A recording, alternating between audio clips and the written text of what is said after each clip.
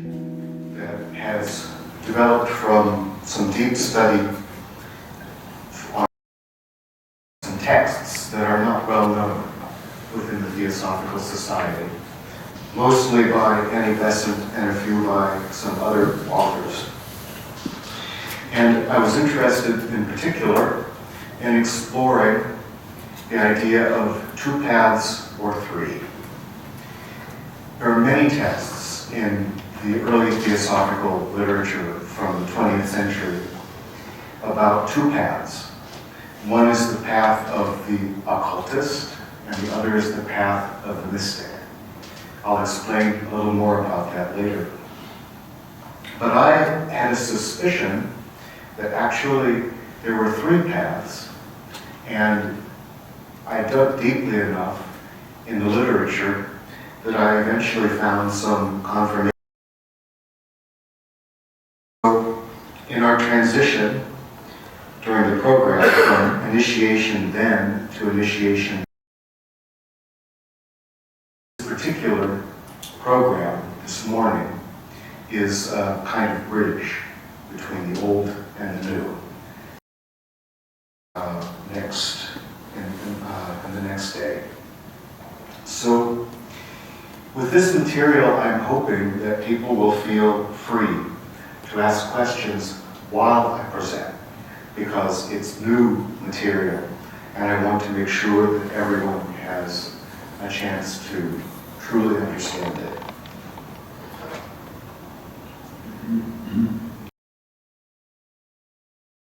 So first, a brief review of the things that we talked about yesterday.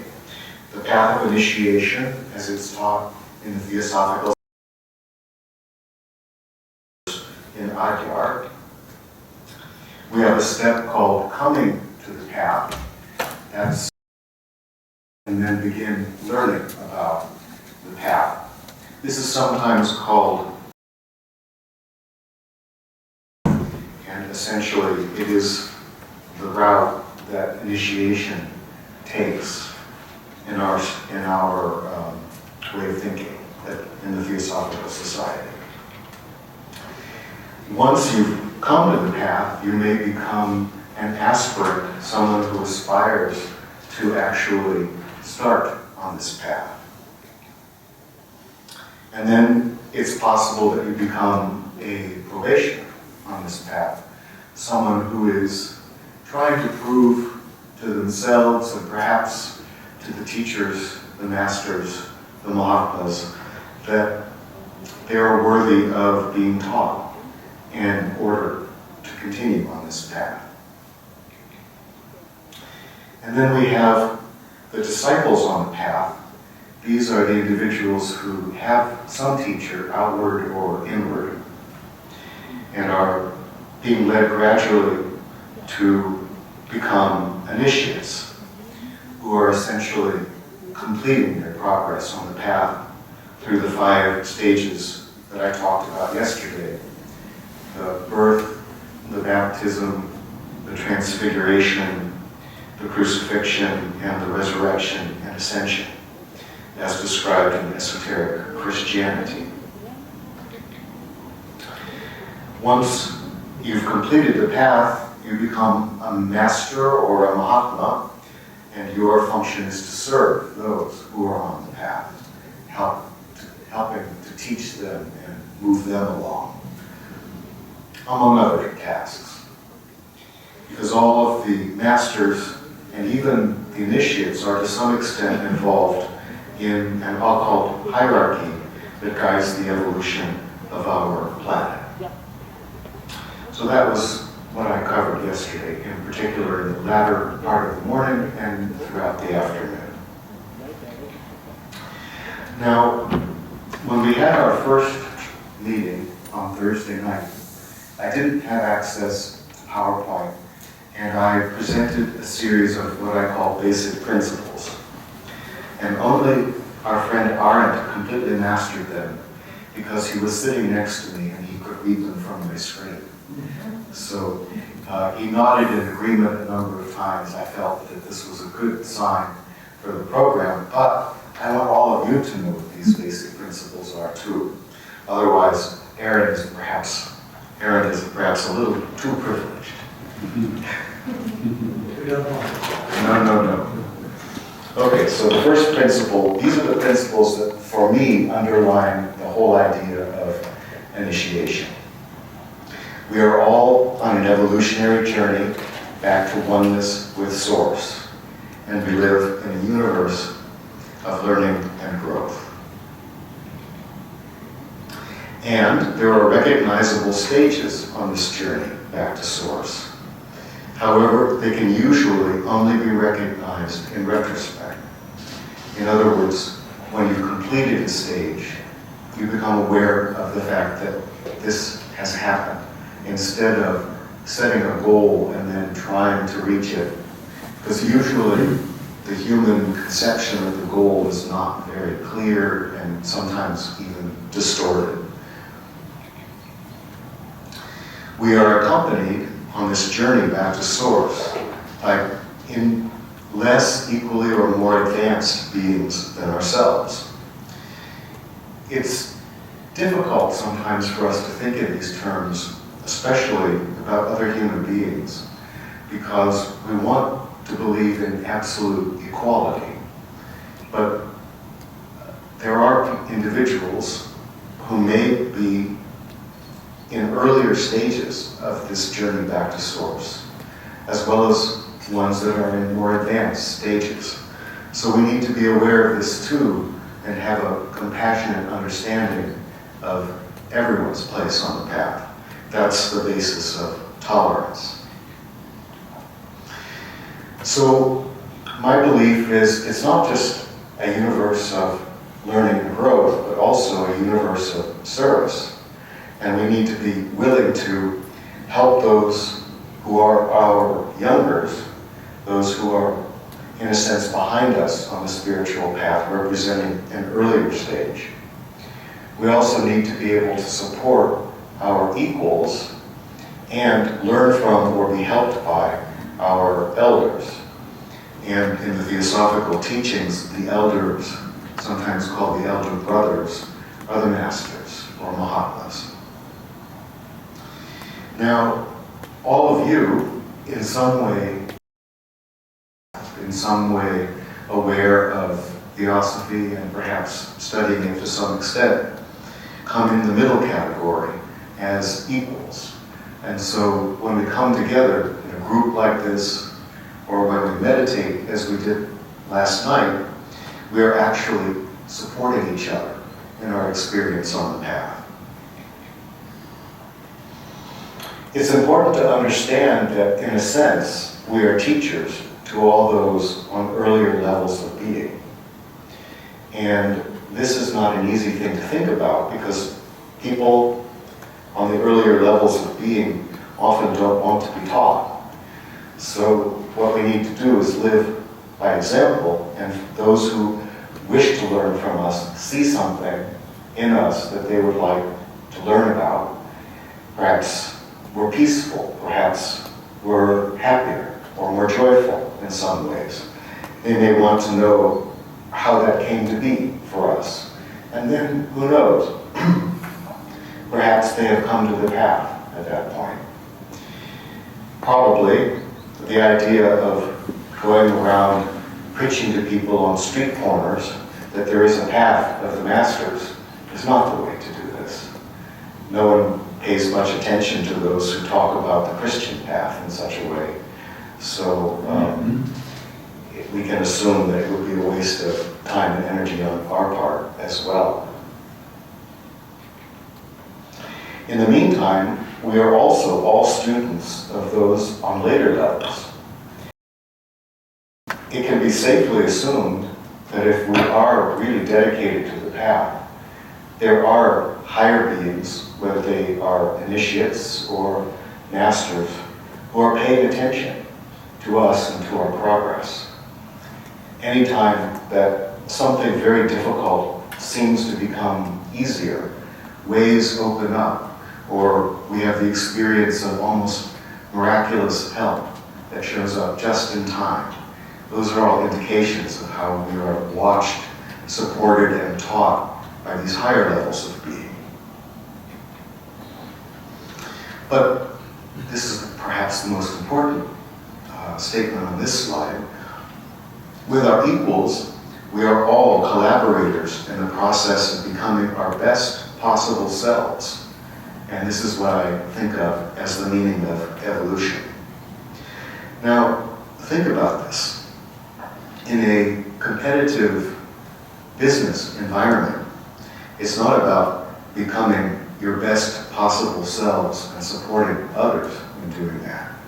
It's about getting ahead of everybody else, which means pushing them behind in some way.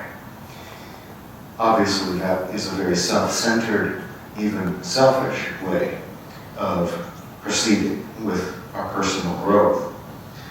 What I mean here is that, in a sense, we witness the growth of others and support it as best we can. Something like what we experienced last night about the 4 elements of the basic spiritual practice. Showing up to be present for people, being fully present with them, listening deeply, embracing them in oneness in a sense, then being kind to ourselves and others in thought, word, feeling, action, as a way of dissolving likes and dislikes and becoming even more present with them. And then finally, finding a way to take a step in joy for ourselves and with them. A step taken in mutual joy.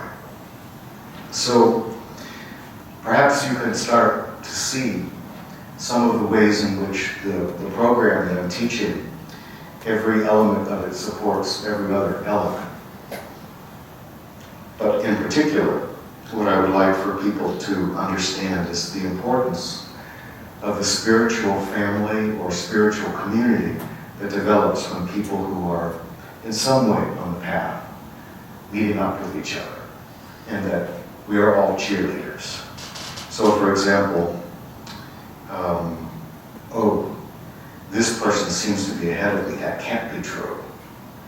That would be a selfish thought that doesn't support unity consciousness, but is typically human. Or, I'm better than that person spiritually because they don't know how to dress. Or, all the kinds of judgments that people come up with socially. The point that I made yesterday, which I think it's in the evening, which I think is important for us to realize, all of that kind of unkind talk to ourselves, about ourselves, and to other people, or about other people, is a result of being in the presence of something real, true, and authentic, and being frightened of that, trying to make it more distant. Whereas, if we settle into the experience, we can have a wonderful feeling, as we did in the meditation last night, of being supported by each other in unity consciousness. So there must be a reliable way of measuring our progress on the path, whether it is from one lifetime to the next, or within the present lifetime. Yesterday, when I was talking about the different stages of initiation, I was talking about one possible way of measuring that progress. And so, perhaps it could be said that what is called initiation might be a way of measuring our progress on the path. But I want to emphasize that I've used the word reliable here. And if some of the things that happened here in Holland in the mid-1920s that I talked about yesterday afternoon are the result of the idea of initiation, we have to be careful. It's not reliable under those circumstances, where people have 3 initiations in a single night just because it's politically convenient for someone else. So we have to be able to understand initiation both wisely and unselfishly. In a sense, that's almost the same thing. If we can be truly unselfish, we're probably also truly wise. And we have to learn that the process of initiation can only be understood wisely and unselfishly when we observe it rather than pursue it. So if we learn there's a third initiation and there's a list of qualifications for it, and we turn it into a goal, that's not wise, that's not unselfish. We're not observing, we're pursuing. And the result of that is usually some form of glamour or illusion. So we have to learn to understand initiatory experiences as landmarks and not goals. I'm not going to talk just now about what I mean by initiatory experiences. That's going to be a subject for the afternoon session. The method of so-called initiation is to allow the latent powers within us, in other words, our third object, to unfold in their own time, not forcing them to develop more quickly. This distinction between development and unfoldment is one that Annie Besant constantly refers to, and I think it's a very good one. So we all know what development is. There's an intention, there's a motivation, there's a push behind it. Often there's a desire to go more quickly, and usually that means forcing somehow the development of psychic or spiritual powers. Unfolding is a very natural thing, just like a leaf unfolding in the springtime or a flower unfolding as it blossoms. If we observe rather than pursue, we're much more likely to have the experience of not forcing, but allowing a kind of organic unfolding to take place.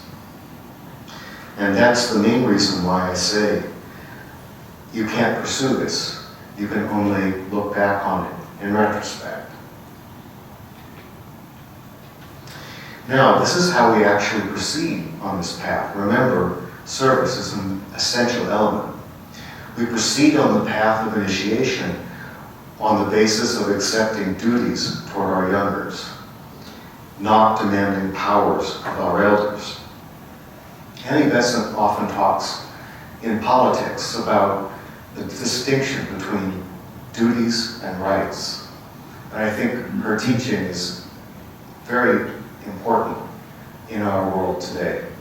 So a duty is something that any elder or anyone in a position of power owes to those who are younger or not in a position of power. A right is a reasonable expectation of an individual who is younger or who is not in a position of power to be taken care of by those higher levels of being. Now the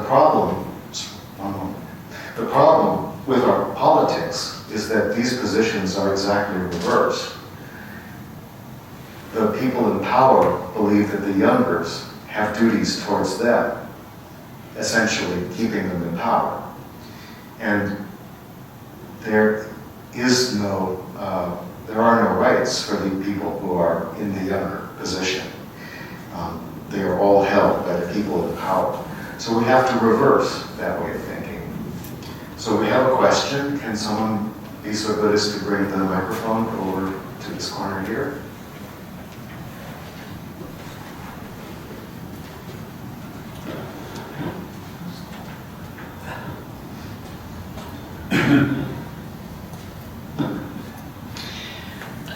When you talk about younger and elder, do you mean that age-wise or in another sense? Really, in every sense. The easiest one is thinking about elders as the older and hopefully wiser human beings in our lives. Youngers would be the children in our lives. But you can use that as a metaphor for thinking about people in their process of spiritual evolution. The ones who are older are the ones who are able to teach us. So I could be considered elder if you're learning something from me, or if I'm teaching you. If I'm being taught by someone, I would consider that individual elder to me. There's no rule about how to assign these roles. It's really about the feeling of the energy of the relationship between you and someone else. Are you supporting, guiding? Then you're in an older role. Are you receiving support or guidance? Then you're in a younger role. Are you cheering people on and helping support them to take the next steps in their growth? Then you're on the equal level. This approach to ethics was developed by Besant and an Indian theosophist, philosopher, and spiritual teacher named Bhagavan Das at the beginning of the 20th century. And I think it's really quite astonishing how powerful it is as a way of thinking about our ethical roles with other people. So I'm happy that you asked this question for clarification. In a sense, we're talking about three kinds of maturity. Physical maturity, the maturity of the body. Emotional maturity. Some of you probably have the strong feeling when you were growing up that you were an older soul than your parents were. So this is not uncommon for older souls. And then the third one is spiritual maturity, which has to do with spiritual wisdom. If we think in those three terms, many of our rights and duties start to clarify themselves. In any given situation, there's always a younger, an equal, and an older or elder. And who are they and what is our relationship with them? Of course, we don't want to do the normal thing, which is pull down the elders and pretend that we're youngers and can demand whatever we want. You see, ethics can really develop in quite interesting ways from using this as a way of viewing the world. So coming back to the slide, we accept duties, and that's one element that shows our spiritual maturity. So for example, some people may accept the duty of being a social worker. And so all of the people who are struggling in one way or another that come into that person's office would be the youngers or the equals that need to be supported. The other people who are working together as social workers would be the equals. There would be mentors who would be the elders, hopefully bosses, but that's not always the case. Bosses can be youngers instead of elders, even though they're in a position of power.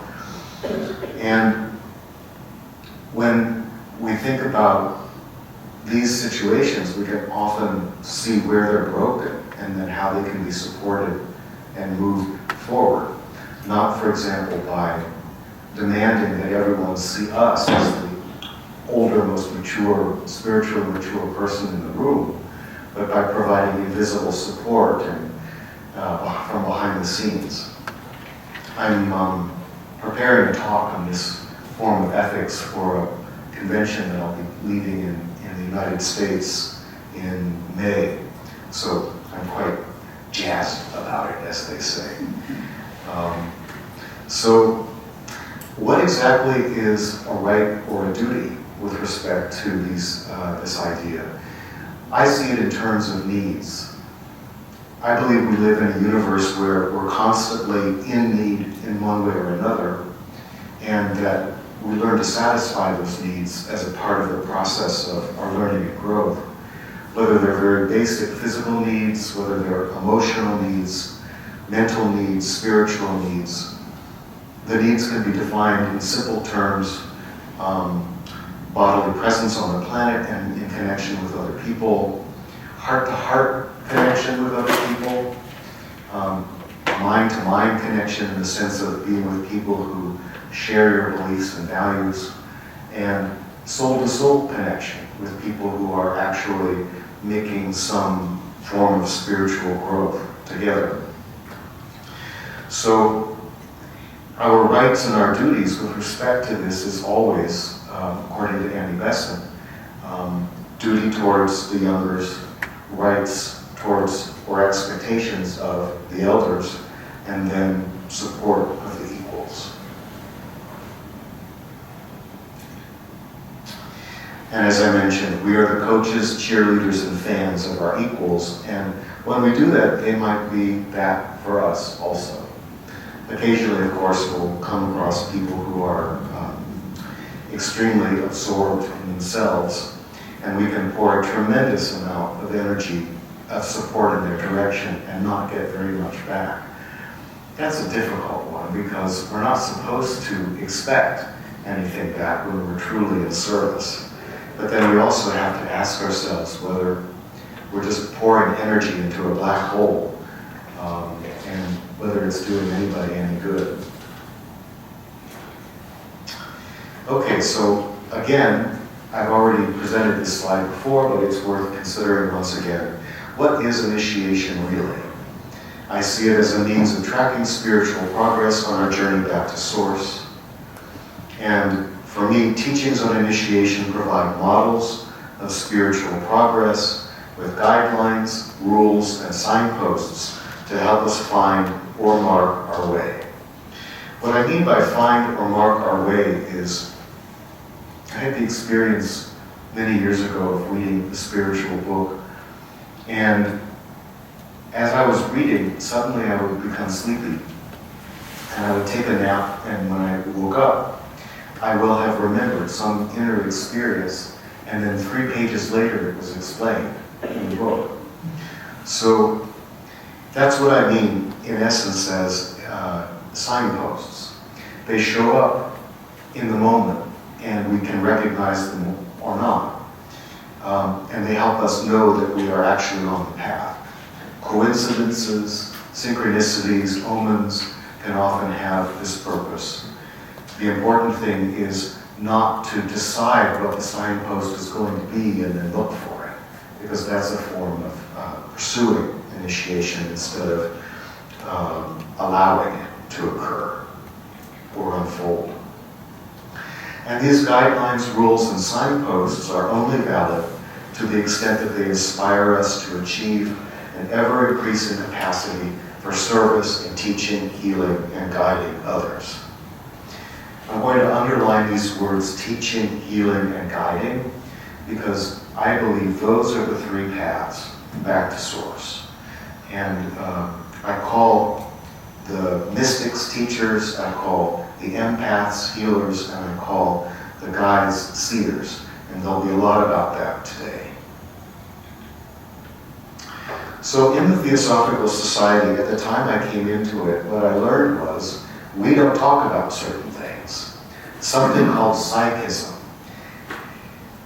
People would often say, with a shudder, the lower psychism. You know, literally, this was on the esoteric path. I knew people who would talk about it, and there never was an upper psychism. There was only this lower thing that you weren't supposed to have anything to do with. Somehow psychics were involved with this. We weren't supposed to talk about clairvoyance. We weren't supposed to talk about black or dark magic or black or dark magicians for a variety of reasons, but all of those reasons boiled down to fear. Fear of opening up powers or being exposed to those powers in someone else or being taken over by those powers. As I mentioned earlier, the fear that if you talk about a dark magician, you'll suddenly draw their attention and then bad luck and other kinds of terrible challenges will develop. And I've tried to change all of that. And the way that I began was I created a book based on writings of Annie Besant called Invisible Worlds, Annie Besant on Psychic and Spiritual Development. And it's a book of essays, including some on the darker side of the universe, that I think are very worth knowing. And because she often wrote for a theosophically knowledgeable audience, I included a lot of annotations so that people would really understand what she was saying. So this book was published in 2013, and I would say I'm still, in one way or another, working through the different things I discovered when I brought these essays together. So one of the essays in this book is called Occultism from 1914, and in it she specified maybe to the clearest degree I've seen, the difference between the two paths that I mentioned earlier, the path of the occultist and the path of the mystic. Most people have ideas about the path of the mystic that are pretty, or maybe I should say relatively clear. Not very many people who are not very many people within or outside of the Theosophical Society have a very clear idea of what an occultist is, primarily because the term was borrowed in the 1970s by the Satanists and other dark forms of esotericism. But in the Theosophical Society, an occultist is essentially a scientist who's investigating clairvoyance and the latent powers in humanity. So, according to Annie Besant, the occultist is interested in developing knowledge of God, whereas the mystic wants to experience union with God. The occultist deals with the intellect, which is described in many theosophical writings as manas, borrowing a word for mind from Sanskrit. Whereas the mystic deals with so-called emotion, otherwise known as buddhi. This is a difficult distinction. There is a love that is devotion, and that love that is devotion is a pathway to the experience of buddhi. But buddhi is more than emotion, it's more than love. It's actually, according to Annie Besant, an innate faculty of human beings to experience unity consciousness with all other beings. And the idea is to recognize the innateness of that ability and then expand it so that you're embracing all in oneness, as we know from O Hidden Life. The occultist studies divine ideas embodied in phenomena, whereas the mystic unfolds divinity in oneself to become one with all. The occultist develops omniscience. That's the ability to know everything. You could say that's the capacity of God consciousness to know everything. Where the mystic develops the sense of omnipresence, which is being God and being with God and being everywhere. The occultist evolves the subtle bodies, astral body, mental body, causal body, buddhic body, which are taught in Annie Besant's version of Theosophy. Whereas the mystic wants to transcend all the bodies, abandon the bodies, leave them behind. They're not important.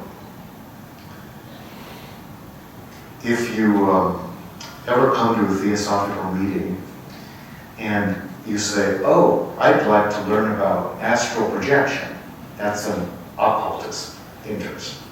You'll be told, that is completely unimportant. We do not do that here. We have no interest in such things. Our only interest is in God consciousness. Theos, God. Sophia, wisdom, the wisdom of becoming one with God. So the Theosophical Society is often a very friendly place for mystics, not so friendly a place for occultists. But this was not so true in the early 20th century, where there was a balance between the two. The occultist becomes, here's another Sanskrit word, jiva-mukta. That means liberated within the bodies, as opposed to a kind of liberation without the bodies that happens when you pass on from the physical body into the other world. So living liberation, that could perhaps be called. The opposing element for the mystic is called the daya-mukta, liberated beyond the bodies. The way I think about it is, here we are in the physical world.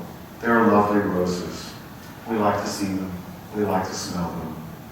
They create a sense of beauty within ourselves. But there are astral roses, and we can only see and smell them with our astral bodies. And mental body roses, and soul level roses, and Buddhic roses. They may not look like roses on the physical plane, but the idea is things of great beauty, things that we really want to know and experience.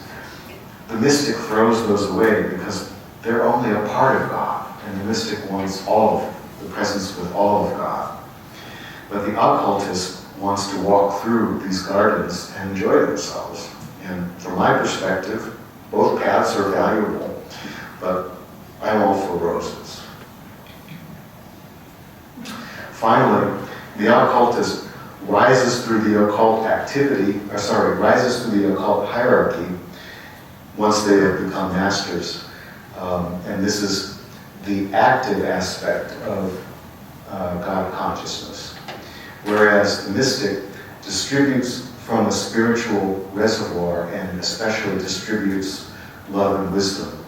There's a belief in theosophy, at least from Besant's time, that the saints of all religions are like huge reservoirs of spiritual force. And when we pray to them, we become a channel to bring that force through into the world. And mystics, with their devotion to God consciousness and to the saints of all ages, actually serve that function. And then we also have two types of magicians or paths. So before I was talking about occultist versus mystic. Now I'm going to talk about black and dark magic versus white and light magic. And again, no reference to race. Black, dark magic is harmful, bad, repulsive. These words are actually from theosophical writings. White magic is spiritual, good, beautiful. Black magic works with the bodies, whereas white magic works with the mind and the spirit. I suppose what is meant by works with the bodies is control over the bodies and also control over other people's bodies. And not just physical, also non-physical. The black magic is material and possessive. The white magic is spiritual and giving. The black magic is selfish and involves hating others. The white magic is unselfish and involves loving others. The dark magic is arrogant, unkind, and abusive. The white magic is humble, kind, and gentle. There's always an element of control and power over others in the dark magic, whereas with the white magic, there's support or power under.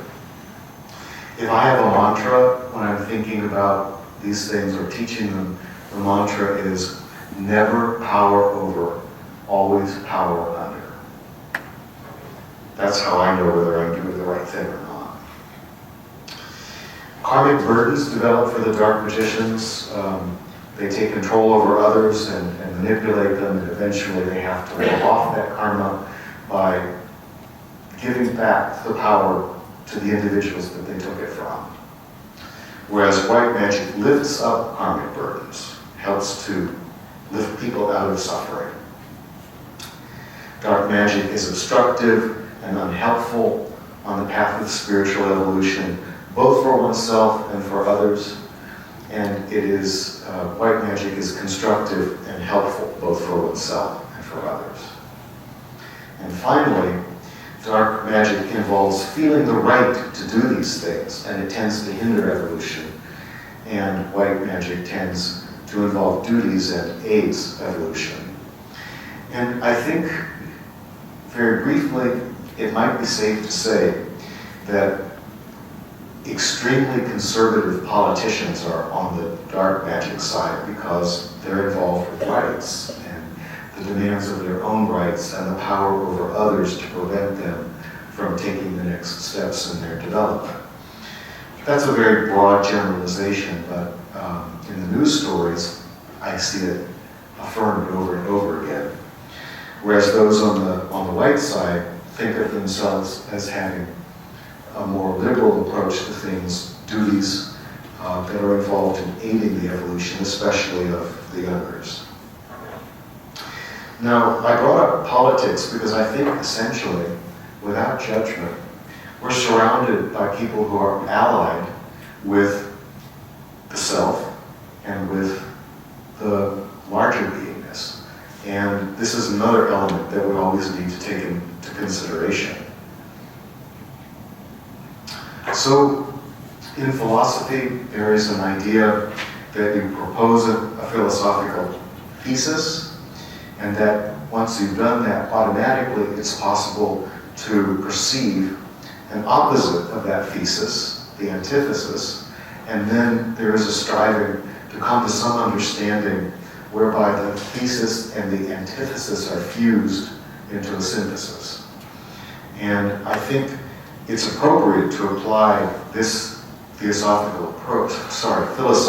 approach to the ideas of the three types.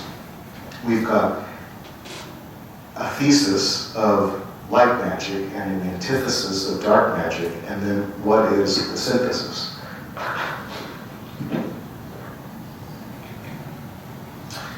Whenever you're dealing with polar opposites, there is always a middle way that blends them.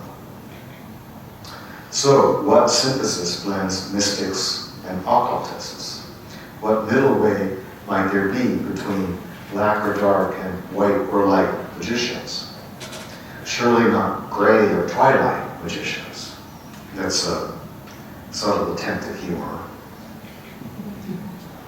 I found the answer to this question in a forgotten book called Theosophy for Beginners and for the Use of Lotus Circles, which were children's groups that were being taught about theosophy, by a woman named Catherine W. Christie, who I think was a member of a lodge in New Zealand. And you can see this book is quite old, from 1915. Although, for some reason, a woman who had the money to do it, who found this book when she was a young person and loved it, decided to have it reprinted. And so, without any association with the Theosophical Society, she republished this book, and you can buy it on Amazon, and it's very inexpensive. So it might be worth looking into. So this raises the question of whether there's something called reformed dark magicians. In other words, what happens when you've gone as far as you can on the path of abusing people and you suddenly decide you don't want to do that anymore?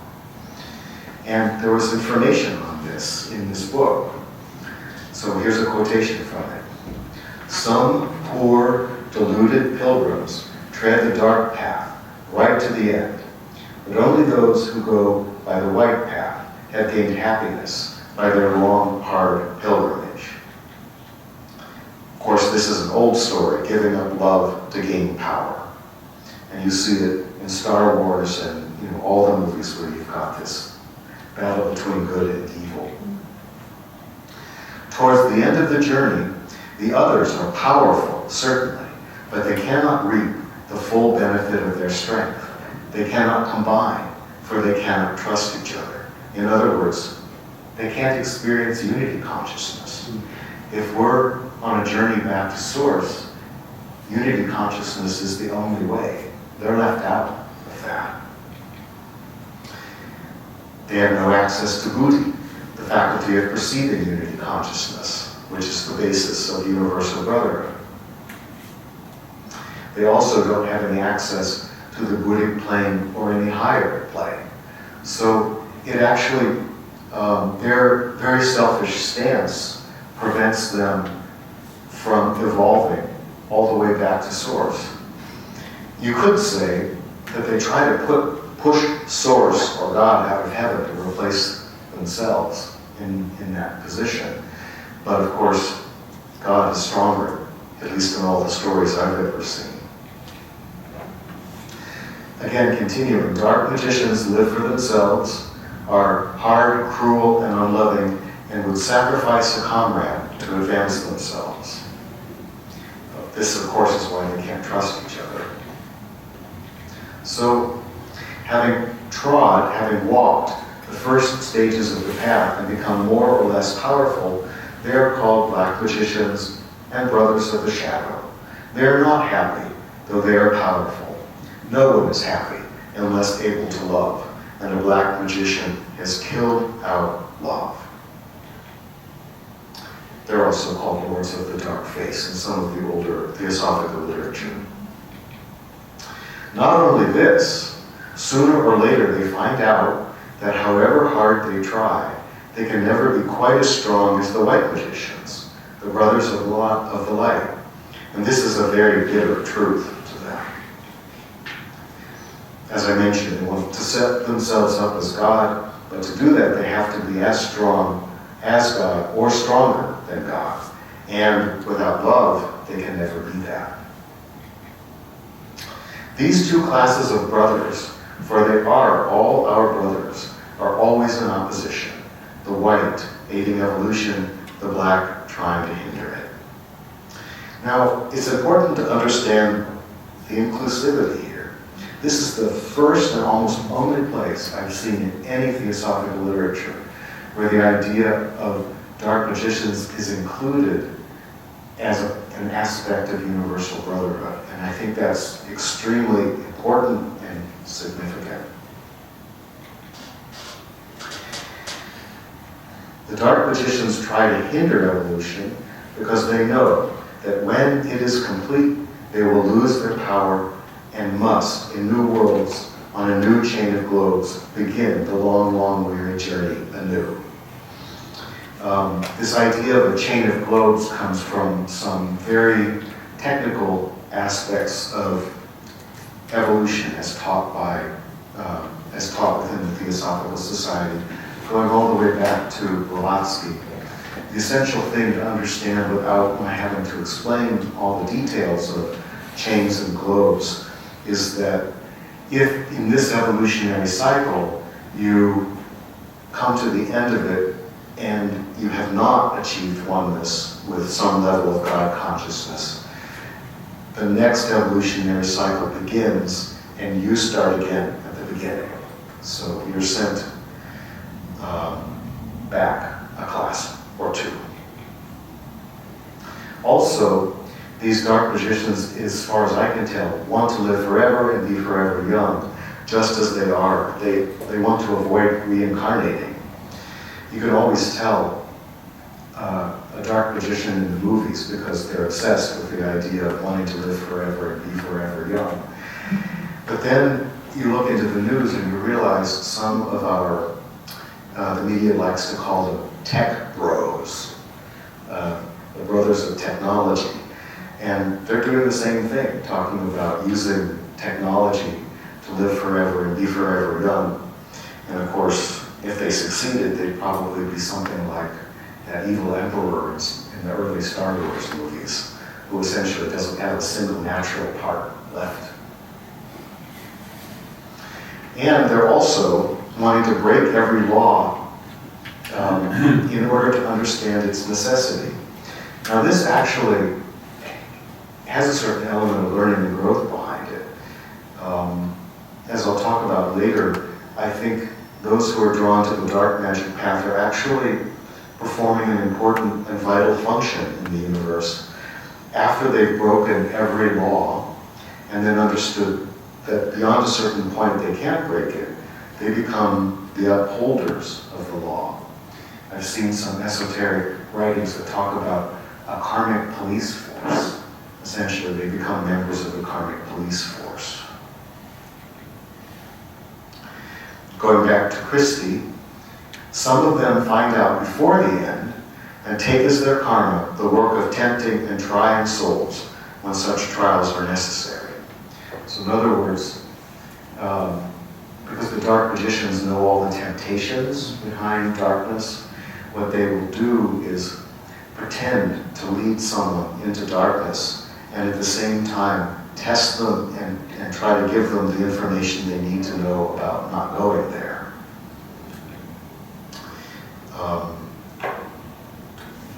I call individuals individuals who do this, wrathful deities. This is borrowing a term from Tibetan Buddhism.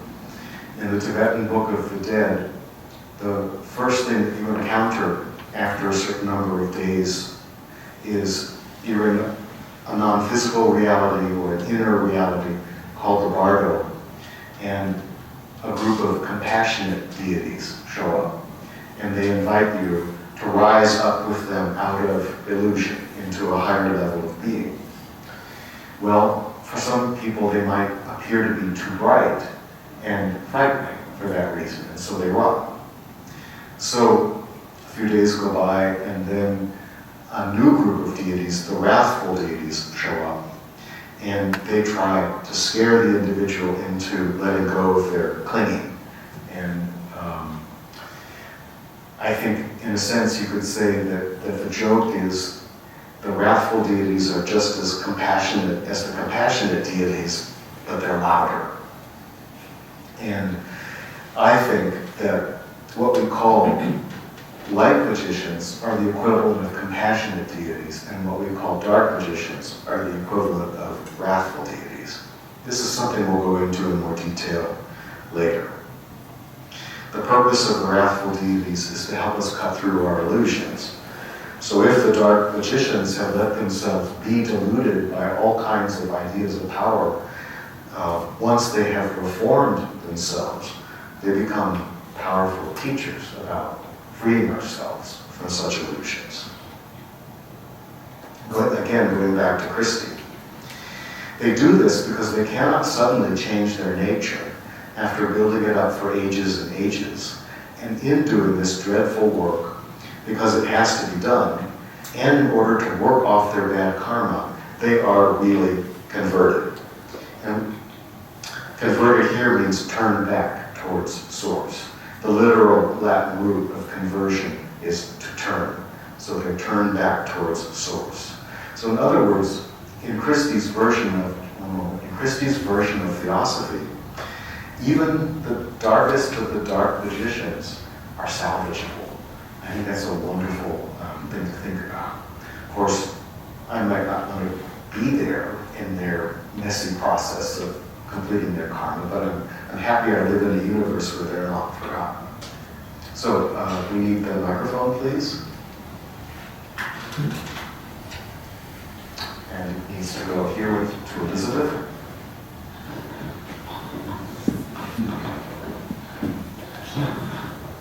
I don't know what to do, Otsura. I just wanted to make a remark. When you were telling all this to us, I thought, is this the mystery of polarization in our world? From simple things to the very last consequence. I'm very impressed, I must say. Thank you very much. Oh, you're welcome. Yes. Take my use with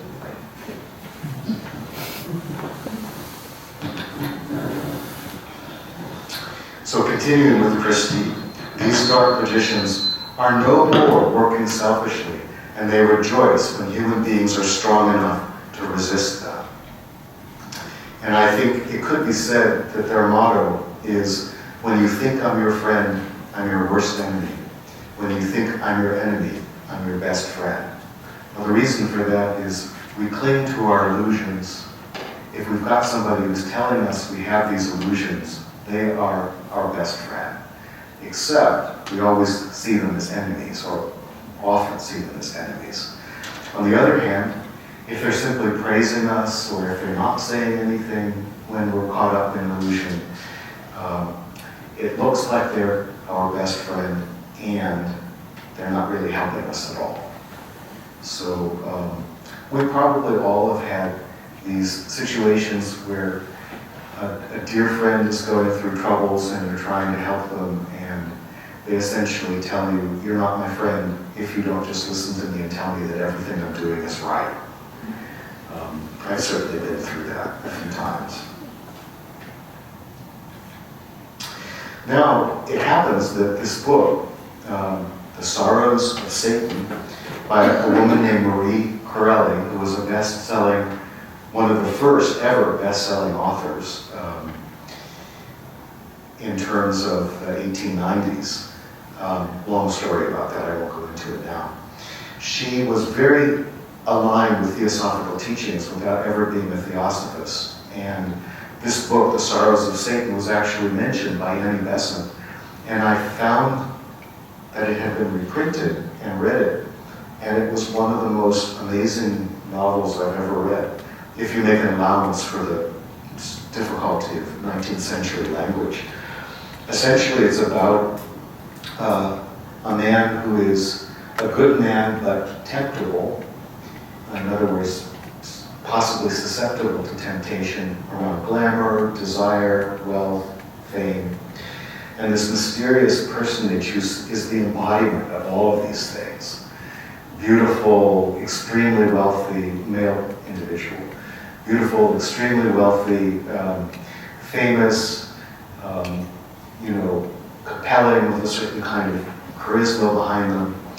And this being sets up all of these traps and temptations for the other character, and is only doing it to show that individual the limitations and the dead ends that come by going in those directions. And it really is where the idea of a reformed dark magician comes into play. And it's not an idea that seems to be very strong in other literature. I haven't seen it much. Maybe, right now that movie Wicked is everywhere around, and it came from a musical, which came from a novel written by someone named Gregory Maguire. It was taking the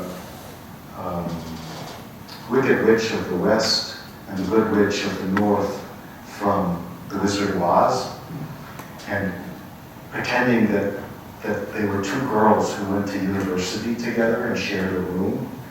And at the time they met, they were just passionate young people, but one of them went the good path and the other one went the dark path. And somehow you see that there's a beautiful balance around that, and that there's a sort of necessity of following through that path. It's in the theaters now. I saw the advertisements everywhere in Paris and Amsterdam. So I don't know whether it's a good movie or not. Ariana Grande, who some of you probably know as a popular singer, is she's the blend of the Good Witch. So let's take a break, and we'll come back and dig a little deeper.